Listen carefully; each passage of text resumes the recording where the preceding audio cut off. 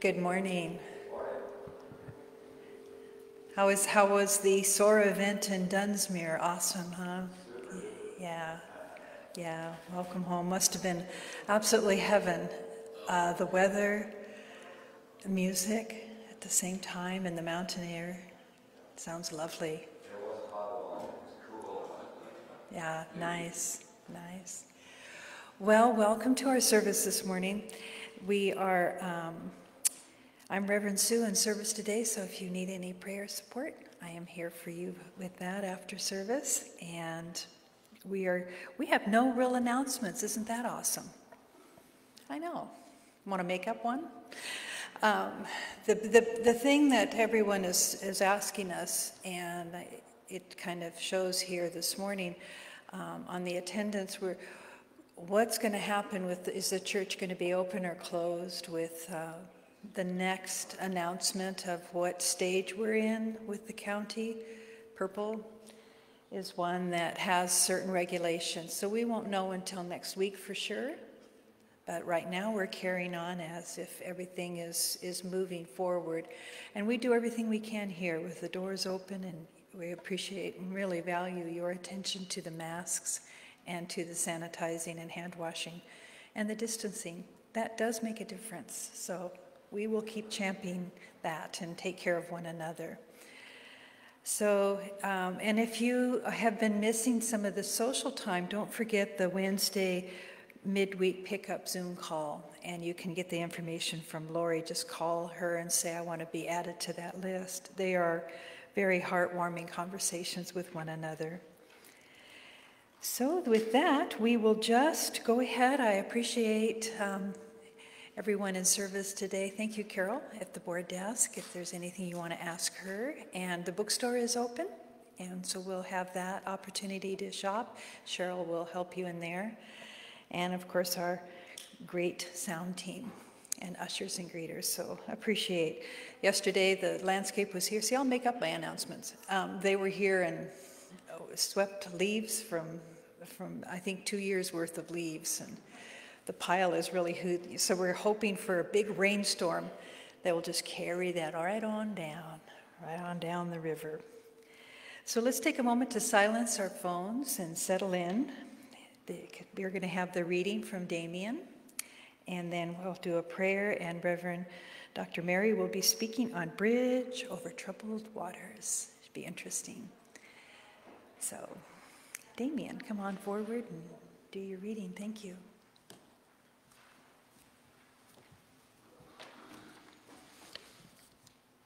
Good morning. The reading today are song lyrics from Simon and Garfunkel. Fittingly, A Bridge Over Troubled Water. When you're weary, feeling small, when tears are in your eyes, I will dry them all. I'm on your side when times get rough and friends just can't be found. Like a bridge over troubled water, I will lay me down.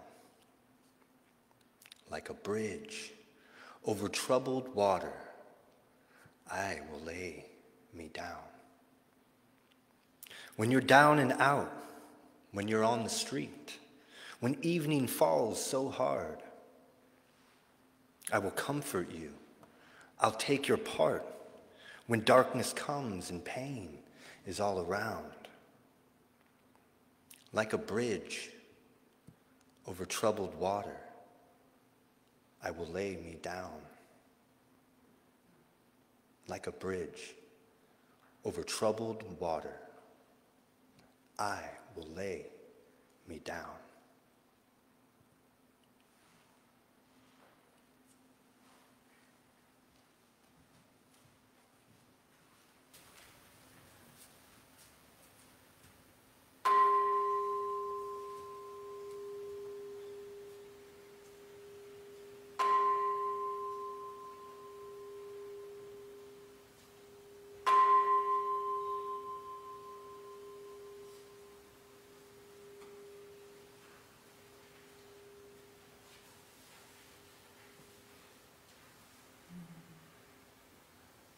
And we follow the beautiful sound of the bell, recognizing the call of the divine, opening our hearts, opening our ears, quieting our thoughts so that we can hear what we need to hear, open to what is important for us to know during these times. Recognizing that all this information of affirmative thought and prayer, all this kindness and this love, truly are the bridges over all of the troubled waters as we rise above. And we recognize perhaps at the peak of the bridge that we see our reflection in the water, knowing that we are a part of everything, but we rise above. And we breathe, and we see the beautiful vista of a greater good unfolding for all. So I give thanks for that imagery, for the connections that we have during these times that keep us going. I'm grateful for our health and our well-being and the clean air and this beautiful day. I release this prayer knowing that we sit in gratitude, and so it is. So thank you, Dr. Mary.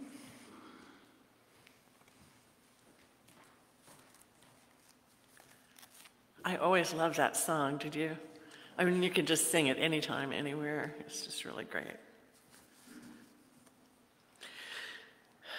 This week, our spiritual leader, which is Dr. Edward Villon from Santa Rosa, he made a short video about what he thought this talk should be about. He does that every week. It's really helpful, and you can say, oh, I like that, or no, I don't, and I'll talk about something else. But his focus was on forgiveness, that forgiveness is a bridge that can carry us over troubled waters, troubled feelings, that place where we may feel hurtful or fearful or angry. This kind of forgiveness is done mostly to ourselves. We forgive ourselves, and then we can let go and take the relief that comes with that and replace it with feeling calm, feeling centered, and feeling uplifted. Well, I was checking all kinds of websites this week because forgiveness it's a large topic, but then sometimes it's just a small topic, like get over it, forgive yourself, forgive somebody. And I found that often people describe forgiveness as a gift we give to ourselves. It has very little to do with another person or an event that hurt us. It has very little to do with the actions of others. And so when we read something in the news, sometimes it can keep us tied up in knots. You know that feeling that you're just tied up in knots? And I think that's a really good description because some knots are hard to untie. And another quote I found is that holding on to hurtful, negative energy is like drinking poison hoping the other person will die. That's a pretty stark description of holding on to negative thought. So if we've been holding on to something that has happened years ago, Anne Lamott famously declared, forgiveness is giving up all hope of having a different past. It's giving up hope that we can change the past. I can really relate to that because after 21 years of marriage, we were living up in Puget Sound. My husband fell in love with my best friend. And what a shock that was. It was a big shock. And I had all this anger about it. And finally I said, the heck with it, so to speak. And I took a job here in Anderson and filed for divorce. And I didn't realize the anger I held, how deep that was, until the court issued me my divorce papers and I fell apart. That's how much energy I was holding. So Jesus said we should forgive 70 times 7, which means all the time, every day. We begin to let go of hurt and anger, and it takes us out of the victim role, that we are a victim of somebody else's doing. We get our personal power back, and what happens is our health starts to improve. We're not focused on the internal anger or knots. we're focused on, oh, I'm free of that.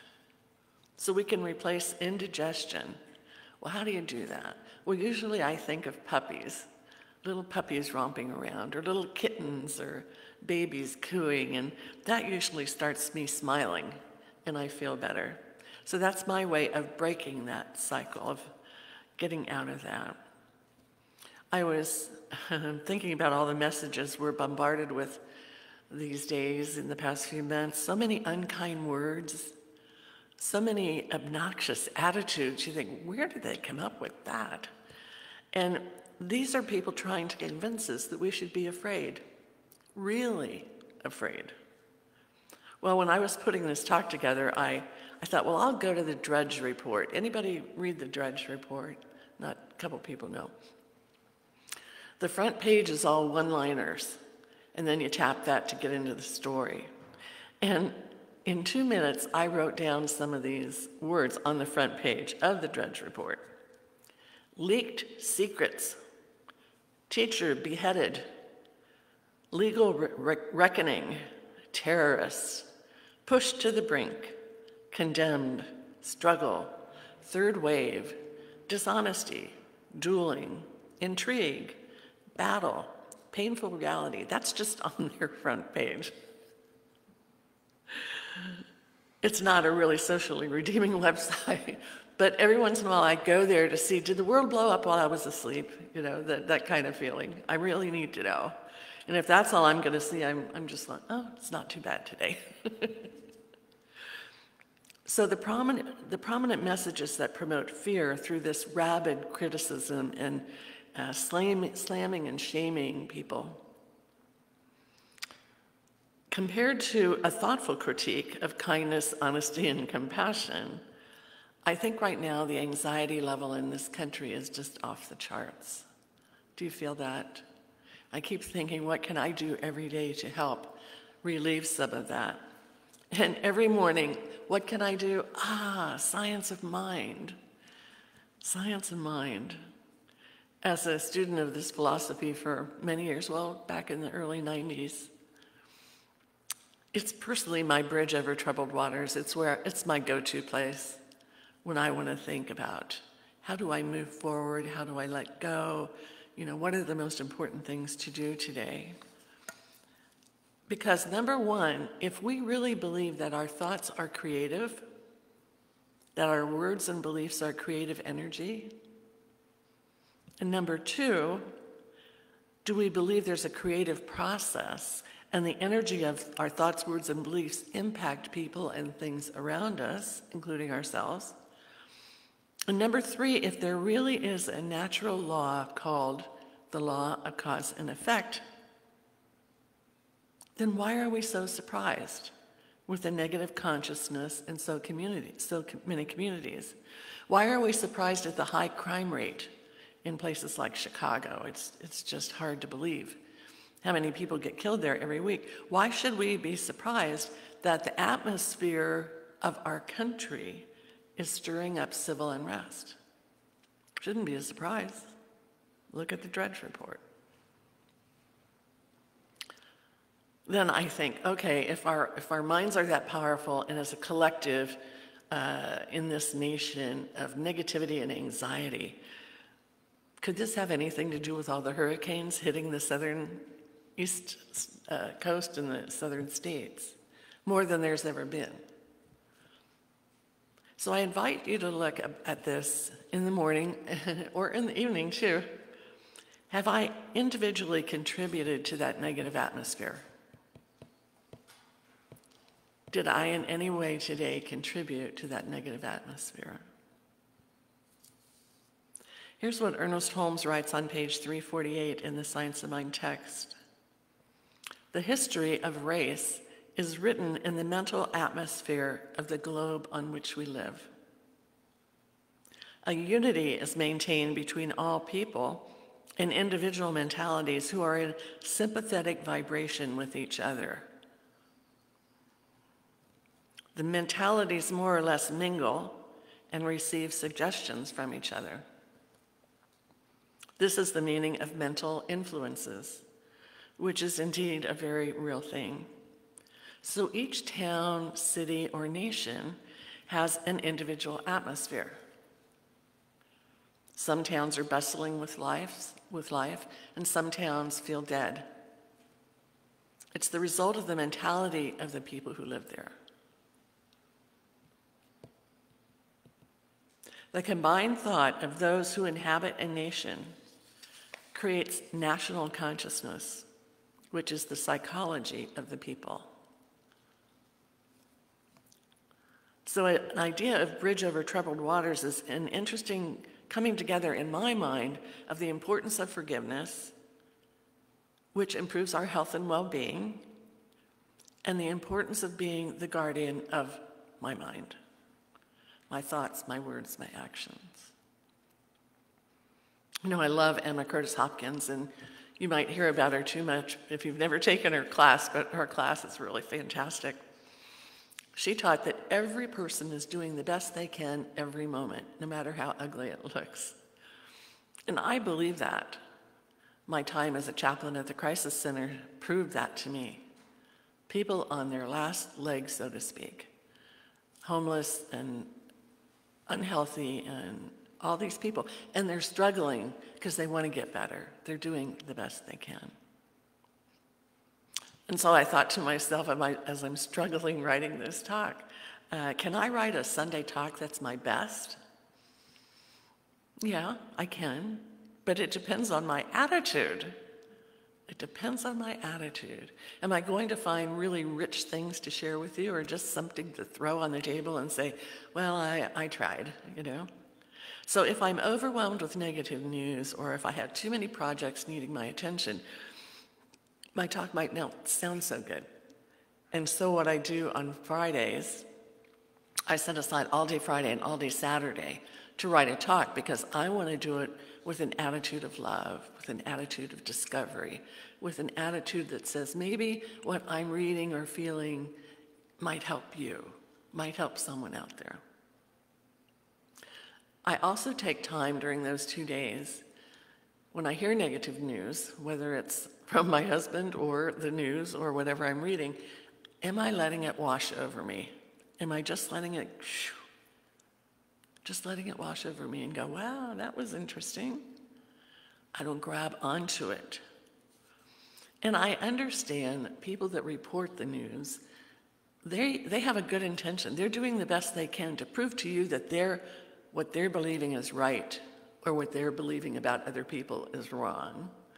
So they're doing the best they can to sway your judgment and to sway your emotions. The next time you feel emotional about a story, think of a nice rain coming down. Oh, it would feel so good. And just wash it away. Just wash it away. I consciously work at that, especially on Fridays and Saturdays. And I'm usually successful, but not always. So, hey, we're all human, aren't we?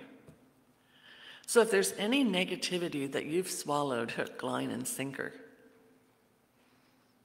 it's grinding through your body. If you've swallowed it whole. The first thing I do, if I can feel it, just metaphorically, feel it entering my chest and my stomach, I stop and I forgive myself for grabbing onto that horrible story. I just go, stop it. That was the best other people could do, and it wasn't really good, but I can do better right now. I can just stop dwelling on it. And then I double think and say, was that going to be my story to share with other people today? Was I going to take that negative story and share it? I try not to do that. There's a Harvard researcher and physician, George Valiant, and he describes forgiveness in one of 8 positive emotions that keep us connected with our deepest selves. And he said they are the key ingredients that bind us together with all humanity. And I bet you could name them all. Love, joy, hope, compassion, awe, and gratitude. And his research proves that those 8 emotions improve our health. and they go from us and impact others. So it's a gift, isn't it? It's a gift. Another writer that I found, Jennifer Williamson, shared that if we can acknowledge what happened, whether it's today's news or something that happened years ago, then our power doesn't lie in changing the past, but our power lies in being ourselves in the present. In this way, we see that forgiving is a stepping stone toward the life we want, but only we can decide that. Only we can decide to do that. So I believe, as Jennifer says, everybody's doing the best they can. It's just what are our choices at the moment.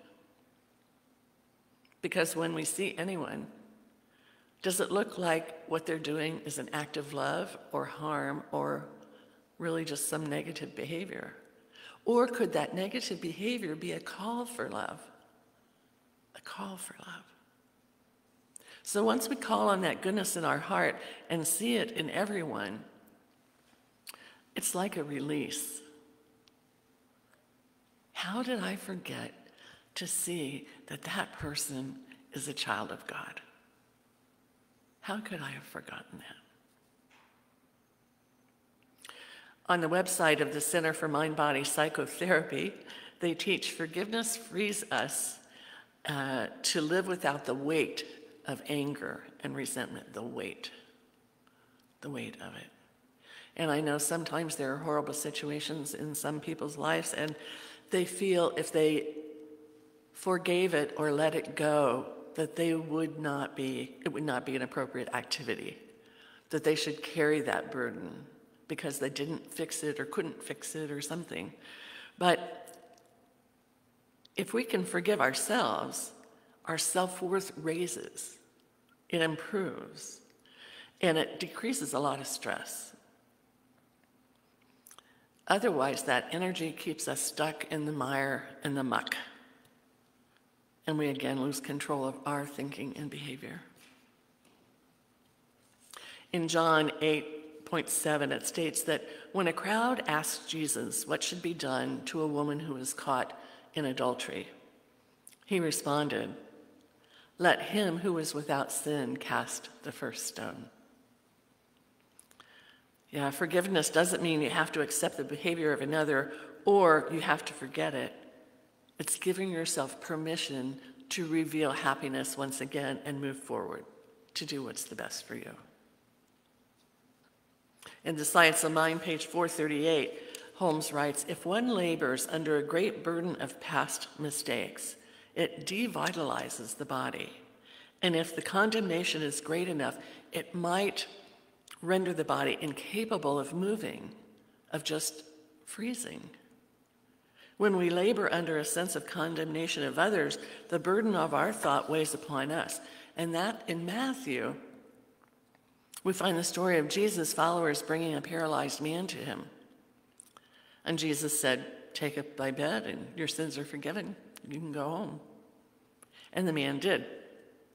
Because Jesus could tell here was a person who had a great burden of past mistakes, a burden so heavy, as Holmes wrote, the body could be incapable of moving. Accepting that he was forgiven, he was then able to get up and walk. So Holmes teaches that forgiveness is eternal and it's always available to us. In the chapter from the teachings of Jesus, he wrote that eternal mind holds nothing against anyone. To the one who says, "Are not my virtues to be rewarded above those who have none?" Divine mind asks, well, then what do you know about virtue? Has your life always been beyond reproach? Have you never fallen short? Who are you to point the finger of scorn at your brother? The one who feels self-righteous lives a life of self-delusion. Science of Mind text. The mind that condemns does not understand the truth of being. The heart that would shut the door to one who is mistaken strangles their own life. Very descriptive. Closing their eyes to a greater vision. The biggest belief is the one that includes the most. We have compassion for the failures of human beings, and we learn to overlook a lot. Yes, someone beat this person up, but this person killed someone now, we turn to overlook a lot, but the one who loves, much is forgiven. In the book, The Science of Becoming Oneself, one of my favorite books, Torquem Saradanian, he writes that every morning we should discover what our thoughts, our words, and our actions are and find out the motives behind them. What is the motive behind me wanting to say something negative to someone? What is the motive behind that? Will our day be filled with how much kindness we can give to others or how much shock we can give to others? And gradually we may see that when we spread negativity, we often don't know why we do it. Tell somebody the latest horror story that they read, and why did we do that? Sometimes we don't know. Or is it really true that misery loves company, the old adage? When two main energies are in conflict with each other, which we see in our country today, it's about 50-50. If you had to explain it all, it would be too difficult. But one represents one attitude and the other represents another attitude. But there are forces of light in there, somewhere, that are always victorious, and new cultures are born from that. It's conflict that accomplishes the fact that people finally start to use their minds, and a country can be reawakened. A good example is Mahatma Gandhi. India had been under British rule for 250 years, and it was not pretty. Finally, the Indian independence movement was a series of historic events with the ultimate aim of getting the British to leave. The movement began in 1857. In 1915, Gandhi was invited back from Africa to come to India, and he became a prominent leader in India towards independence. But his method was passive resistance. One of his most famous activities was called the Salt March. I don't know if you know that. The British wanted to force all the Indian people to buy salt from them, while they could just walk to the ocean and get all the salt they wanted. So he led a 200-mile salt march so people could gather their own salt. He led a non-cooperation movement not to buy British goods. Effective, peaceful protests were his method. And finally, in 1947, 90 years after their first movement began, 1857 they began, 1947 they finally won their independence. Long time. So there's always hope for all the other countries who are under a thumb of negative rules. Anyway, so people say that Gandhi's contribution to Indian freedom can't be measured in words, but he was an amazing model for all of us. That kind of progress, when you think of 90 years, is like climbing a mountain. Each step takes us higher towards the mountain, but each step creates its own problem, or is a problem. But we can't go forward unless we solve that problem, so that we can take another step going up the mountain. But along the way, the problem changes shape. You thought it was this, now it's that. But when a problem's solved, it disappears, and our wisdom increases. So each step we take toward the mountain brings us closer to our own source of being. Higher levels of culture and wisdom are achieved, like they were in India, through passive resistance. So to be bridge builders, it's important that we become interested in the problems of humanity, because every problem in the world is our humanity's problem, our problem. Every nation or race is part of our real family. We are all brothers and sisters. And the lines on a map do not separate us.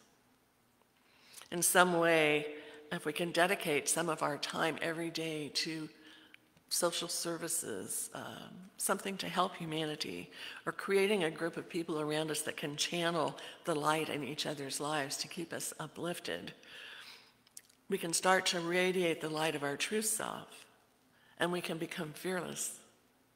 We can become extremely calm, clear, sharp-minded, and joyful. So what are the signs that I'm using Science of Mind as a bridge over any of my troubled waters? And I found this in the Science of Mind text. I found 17 characteristics. I'm going to blow through them real fast. Lifelong learners, we're lifelong learners. We continue to read, take classes and workshops. We recognize the relativity of things. We have an inner energy that stimulates our creativity, and that inner energy kind of feels like a guiding star. Our faith is strong. Our life has a greater meaning. We have a deeper sense of responsibility and humility. Our relationships are of high quality. We feel happy, joyful, and blissful. We have a sense of unity with all people everywhere.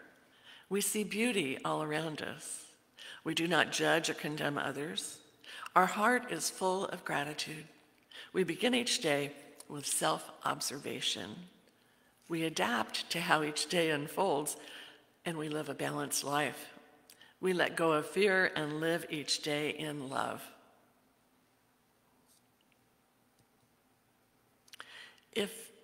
If you might have a need to put some polish on one of those 17 characteristics, today is a great day to do it, to really polish it up and feel blissed. So let's do a prayer on that.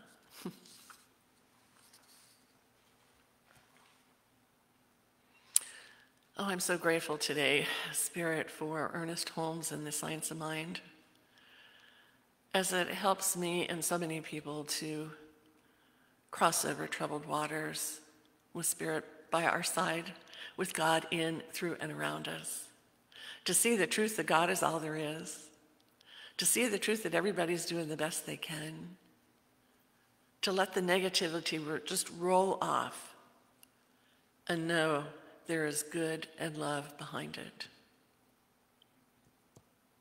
As I look at my characteristics of how I put the Science of Mind into practice, I'm looking for those that need a little polish. Need a little polish. And when I see them, I focus on them. And I know I am Spirit in action. I can do this. I can polish up my own truth, my beliefs, my positive attitude. I can polish up my life to reflect what I believe. So I accept this challenge, totally. And in gratitude for the wisdom of Holmes to share all this with us. As I read it for seems like the first time, I'm so grateful. I accept this challenge. I know it's in me to do it. And I take the first step today. And so it is. Amen. Thank you.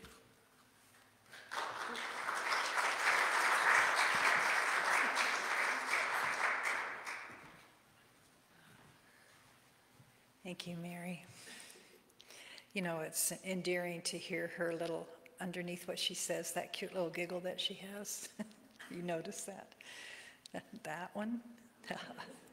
It says it's those moments, or as we are sharing with one another, we're getting it ourselves, and we're kind of going, oh yeah. That's polished those 17. I appreciate the message. So this is the close of our service. Appreciate you being here, and the offertory baskets are at the exit, so we appreciate that. Don't forget the Cheryl's ready to serve you in the beautiful bookstore. There's some fun items in there. And we have a wonderful song from our Dalton.